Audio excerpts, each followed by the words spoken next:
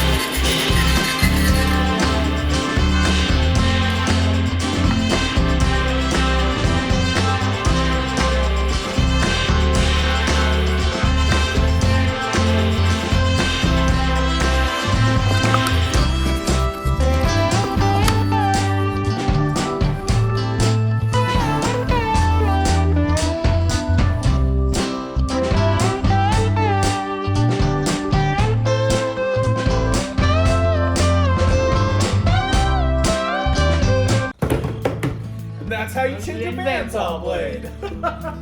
And anyway, so we hope you like this type of video.